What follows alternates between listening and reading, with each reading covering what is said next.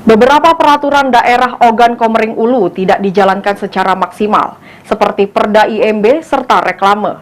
Hal ini menurut Satuan Polisi Pamong Praja perlu adanya kerjasama dengan instansi lainnya. Beberapa penegakan peraturan daerah Perda di Kabupaten Ogan Komering Ulu tidak dijalankan secara maksimal. Salah satunya penegakan Perda reklame berdasarkan Peraturan Daerah Nomor 18 Tahun 2007.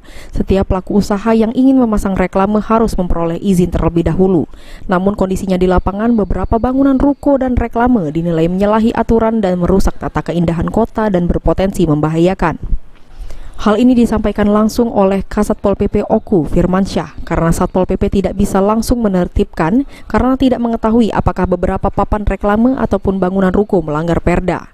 Firmansyah berdalih pihaknya tidak menerima laporan dari instansi seperti Dispenda maupun Dinas Perizinan. Tak omongkan dengan perizinan, kami ada akses untuk nyingok mana yang sudah mengeluarkan izin. Bukan reklame baik. Iya. Termasuk izin bangunan yang bangun-bangun sekarang ini. Yang kan begitu ada masalah, masyarakat komplain baru begitu melapornya masyarakat. Jadi kalau mau kasih perizinan, tolong kami video akses. Mana yang sudah izin, walaupun sudah online, kamu pasti punya akses nama perizinan kan? Tembus ke kami, sampai sekarang belum dikasih oleh mereka itu. Bukan reklame baik. Perizinan bangunan juga, yang gedung segala macam ini kan aku minta sama perizinan.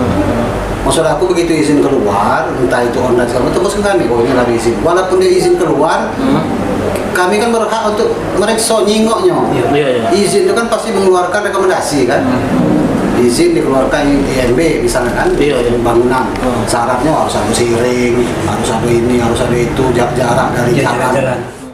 Beberapa dinas di Oku saat ini terkesan saling lempar terkait penegakan Perda serta kontribusi di Kabupaten Ogan Komering Ulu.